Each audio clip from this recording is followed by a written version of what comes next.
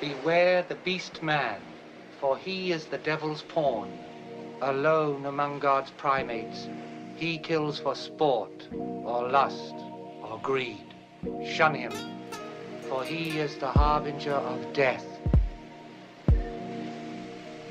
I found nothing in the cave to alter that conception of man, and I still live by its injunction. In screenwriting and storytelling, the best villains are most often the ones who assume that they're actually the hero. They don't think that their behaviors are evil necessarily, but instead they firmly believe that what they're doing is for everyone's benefit and that they're merely just misunderstood. You see, I've known for some time why I was chosen to save you. You and I were meant to be together forever. There are some great examples of this across film, literature, and even comic books. From Ra's al Ghul in Batman Begins, who believes that his biblical Sodom and Gomorrah level destruction will cleanse and ultimately improve society. We sacked Rome, loaded trade ships with plague rats, burned London to the ground. Every time a civilization reaches the pinnacle of its decadence, we return to restore the balance. To the HAL 9000 computer, who is willing to sacrifice the humans on board in order to complete the mission he was programmed to do in the first place. I think you know what the problem is just as well as I do. What are you talking about, Hal? This mission is too important for me to allow you to jeopardize it. To my favorite example, Ozymandias in Watchmen, who believes that by murdering millions, he has united and saved the lives of billions. All of these individuals believe that their behavior is not only justified, but the best approach. Villains like these are relatable. We're able to not only understand them, but we're able to sympathize with them as well. And while we might not agree with their tactics or even their goals, in the end, we can see where they're coming from. I only wanted to help, and what did you say to me? Fly home, buddy. I work alone. It tore me apart.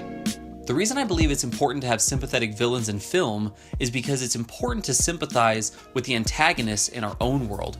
Every day, we find people that we disagree with. But too often, disagreements are met with shouting, name-calling, and sometimes violence. There will be casualties on both sides. The next time we see him, we might have to kill him. When we merely villainize those that we disagree with, we not only fail to understand where they're coming from, but we fail to improve the situation. Listening with an attempt to understand can have powerful results. A prime example of this in the real world is found in a recent TED Talk by Megan Phelps Roper. She talks about her experience of growing up in the Westboro Baptist Church, an organization deemed by a large part of society as villains. Our message is that God hates fags, God hates fag enablers. This was the focus of our whole lives. This was the only way for me to do good in a world that sits in Satan's lap. And like the rest of my 10 siblings, I believed what I was taught with all my heart.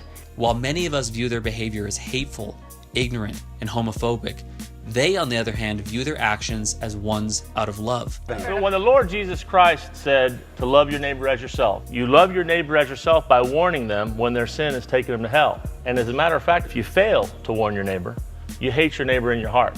So by a Bible standard, we love you all. And I know that you can't believe that from your goofy Hallmark standard, but from a Bible standard, we love you. It's easy and understandable for society to lash out the way that they do in them, but it doesn't seem to change the situation or their mind or make them any more open to listening to outsiders. For Megan, she was only open to listen to her personal antagonists when they treated her as an acquaintance and a friend. But then a conversation would ensue, and it was civil, full of genuine curiosity on both sides. How had the other come to such outrageous conclusions about the world? We'd started to see each other as human beings, and it changed the way we spoke to one another. It took time, but eventually these conversations planted seeds of doubt in me. My friends on Twitter took the time to understand Westboro's doctrines, and in doing so, they were able to find inconsistencies I'd missed my entire life. Recently, author and podcast host Sam Harris talked about his frustrations that he has with his own audience vilifying controversial guests that he's brought on the program. You're not doing me any favors if you express contempt for my guest online. I don't want people leaving this show, no matter how little sense they made, feeling vilified. Everyone who comes on here, especially people who disagree with me, is taking a risk. This really is about conversation. I don't view these exchanges as debates, even when I'm in total disagreement with the other person and doing my best to show him where he's wrong. It's not about winning. It's about creating a forum in which ideas can collide. Too often we view ourselves as the protagonists, and only such. But do we ever take a step back to analyze whether we're the hero or the villain in someone else's story? The only way we'll ever be able to know is if we listen to those that we disagree with in an attempt to understand them. If instead you only use shouting, intolerance, and violence as your methods of getting the message across, you will only arm those you seem to hate with more ammunition to prove that you're the ridiculous one. You are a sad, strange little man, and you have my pity. Farewell.